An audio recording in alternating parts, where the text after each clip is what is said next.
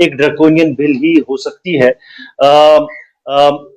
आपने देखा कुछ दिन पहले इनकम टैक्स की बिल आई थी, कहीं पर उस पर कोई बहस मुबासा हुआ नहीं।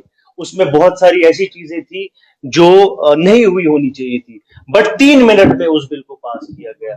तो हम यही चाहते हैं कि अपोजिशन को पूरा मौका मिले इस बिल को देखने का। पूरा मंजर आम पे नहीं आया, हम इसको देख रहे हैं, बट जो अभी तक हमको देखने को मिल रहा है और जो जो कल से गश्त कर रही है, बहुत सारे इस बिल के मुतालिक जो डिटेल्स गश्त कर रही हैं, उसके हिसाब से तो बिल्कुल लग रहा है कि ये अब इस पे ये भी बोला जा रहा है कि जेपीसी में भेजा जा रहा है, ज्वाइंट पार्लियामेंट्री कमेटी में इन बिल्स को भेजा जा रहा है। तो हम उम्मीद करते हैं कि जो बिल्स लाई जाएंगी उससे लोगों का फायदा होगा, न कि ये बिल एक वेपन बनेगी डेमोक्रेसी को खत्म करने के लिए।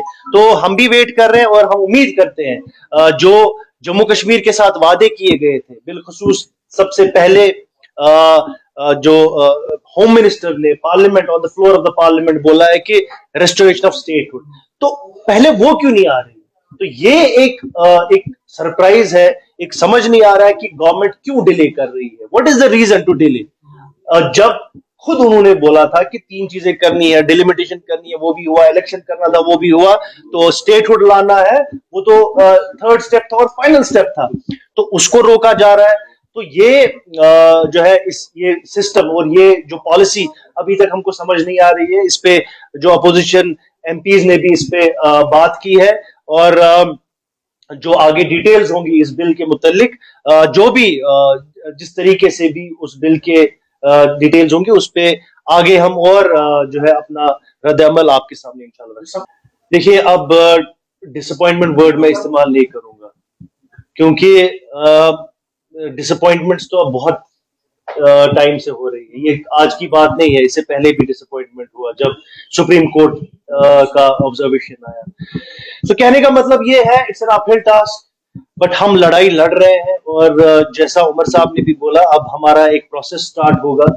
जो इलेक्शन जो सिग्नेचर कैंपेन की बात उमर साहब ने की 15 अगस्त को, उस सिग्नेचर कैंपेन को आगे लेने की जरूरत है। और अब जो है हम अपने तरीके से पूरे सिर्फ गवर्नमेंट ऑफ इंडिया को नहीं, आम जो हिंदुस्तान के नागरिक है उनको बताना चाहते हैं कि यहाँ के लोग किसके साथ हैं। ऑलरेडी हमने प्रूव कर दिया, 63% people voted in favour of this government. तो ये एक ओवरवेलमिंग मेजॉरिटी है। अगर आप इस ओवरवेलमिंग मेजॉरिटी को भी नेगेट करोगे, देन फिर डेमोक्रेसी होने का क्या फायदा ही? ऐसा कोई सिस्टम नहीं जनाब, ऐसा कुछ नहीं है। ये बस आपकी मीडिया की क्रिएशन है। जमीनी सतह पे इसका कहीं पर कोई जिक्र नहीं है, न कि कभी ये हमारे इंफॉर्मेशन में आया है। ऐसी कोई बात नहीं। मैं आपको बोलूंगा, नेशनल कॉन्फ्रेंस कमिटेड है, जितने एमएलए हमारे हैं पूरे कमिटेड हैं इस सरकार को चलाने के लिए। और उमर साहब की सरकार जिस तरीके से आज पीपल फ्रेंडली कदम उठा रही है, उनको आगे लेना है। बट जैसा उमर साहब ने परसों बोला कि जिस घोड़े को आप चला रहे हो, उस घोड़े की आगे की टांगे बंधी हुई है, तो वो अपने मंजिल पे पहुंचना उसको तब तक नहीं आसान हो सकता जब तक यहाँ पे स्टेटहुड नहीं आएगा।